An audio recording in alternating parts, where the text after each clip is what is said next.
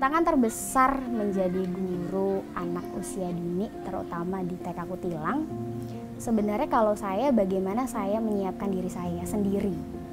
Jadi saya mampu nggak sih ketika saya mendapatkan berbagai macam teori tahap perkembangan, teori pendekatan pembelajaran, saya mampu nggak sih menjadi itu?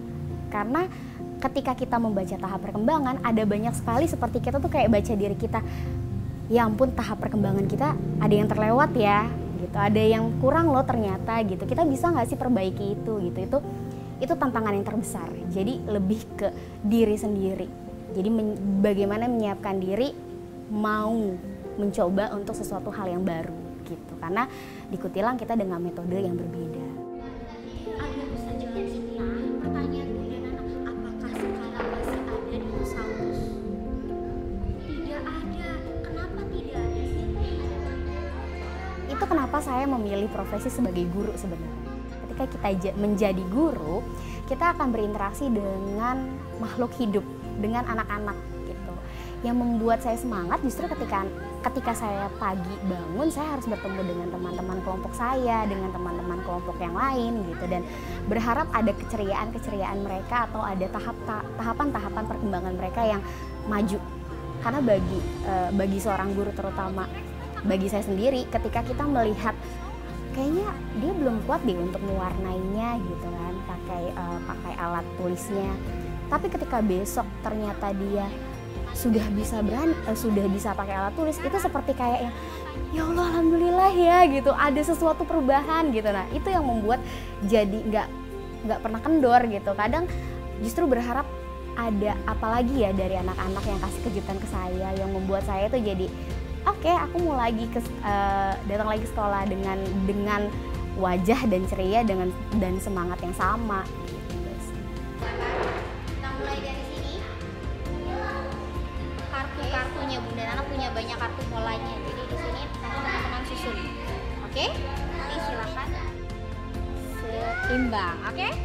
Guru-guru TK Kutilang itu harus mau belajar. Jadi ketika kita sudah memilih menjadi guru di sini, artinya kita sudah harus siap dengan kita mau belajar segala hal gitu. Semua yang tentang tahap perkembangan anak, bagaimana nilai-nilai yang ditanamkan kepada anak. Tentu ketika kita mau menanamkan nilai-nilai itu, yang pertama adalah diri kita sendiri. Karena kalau kita mau mengajarkan tapi kitanya belum punya, ya buat apa? Percuma gitu kan. Jadi mau belajar apapun, mau baca, intinya mau belajar apapun itu, ya kita mau belajar. Terus punya tanggung jawab yang tinggi dan rajin. Karena orang yang mau belajar tapi dia nggak rajin, itu juga percuma. Jadi lebih excited, lebih banyak bicara juga. Tapi untuk anak perempuannya kayak masih on off, masih butuh loading.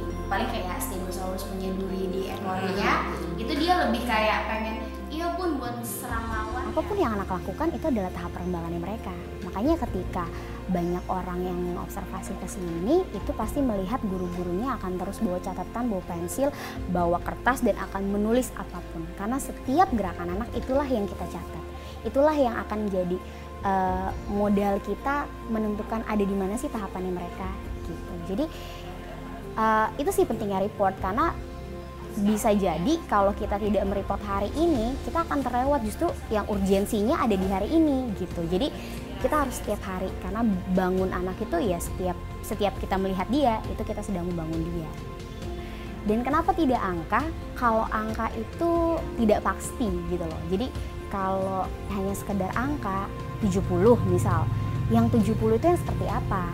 Atau yang 80 itu yang seperti apa gitu. Karena kita sudah terbiasa dengan membaca, ibaratnya tolak ukur kita adalah tahap perkembangan, dan tahap perkembangan itu deskripsi, maka evaluasi yang kita buat pun deskripsi. Karena setiap anak pasti berbeda-beda.